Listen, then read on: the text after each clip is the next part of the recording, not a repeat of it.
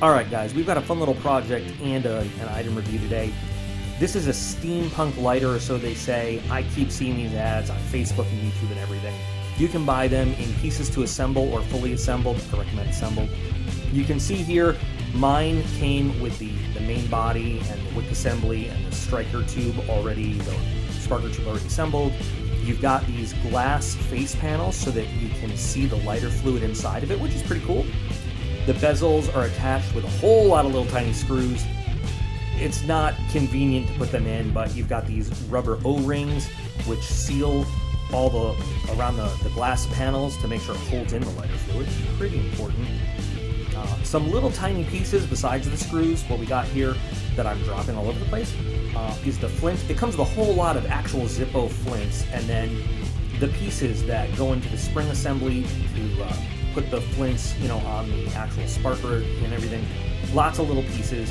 Very difficult to position it with the spring and everything, and I dropped it again here, and get it all set up in there. That's why I'm really recommending, if you can just buy this thing fully assembled, just do it unless you're looking for the challenge of putting it together yourself. But there are some really teeny tiny pieces involved in this.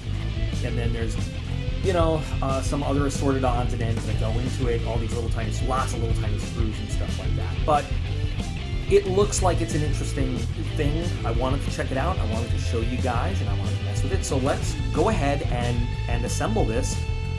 It's all done with one small Phillips head screwdriver. So let's put it together, and we'll see how it works.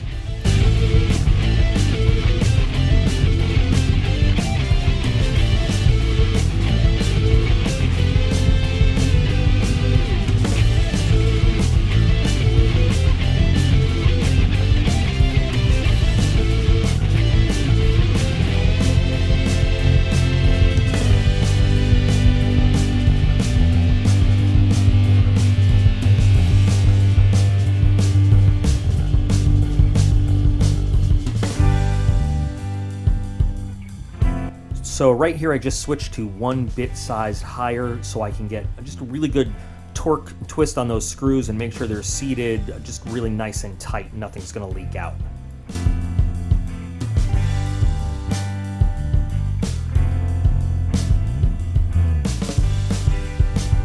You want to make sure that those glass panels are really clean, because if you've got a fingerprint or a smudge on the inside, it's too late once you get it all put together. So I skipped the whole assembly of the second side. It's just more of what you've already seen, but here it is, looking nice, all put together.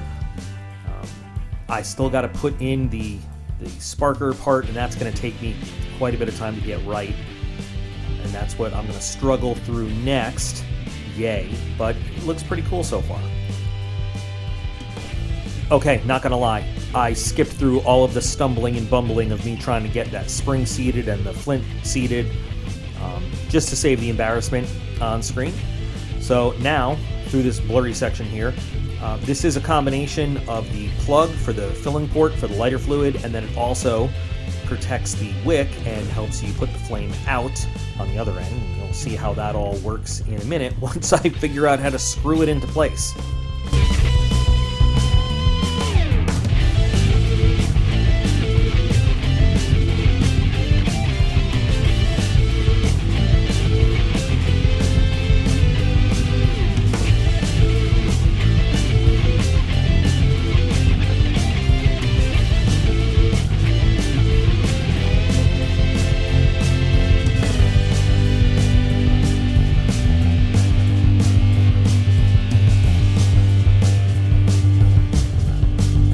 So this works on just regular Zippo lighter fluid or any other brand.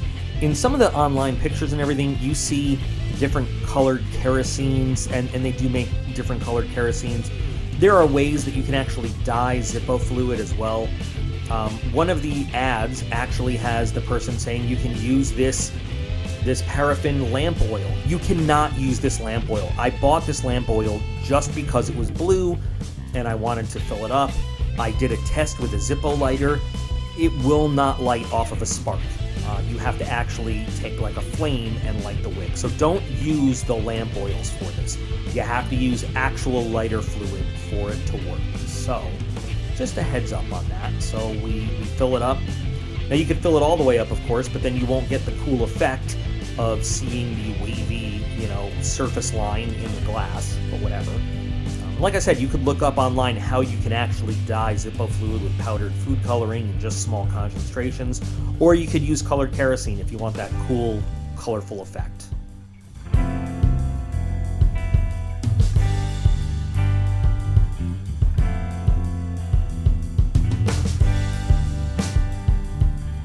In the instructions, they also say to let the wick absorb the lighter fluid for a certain number of hours. You can see here the flame's pretty small because I obviously didn't let it do that, but as we test it, and there you go, see how that puts the flame out right away?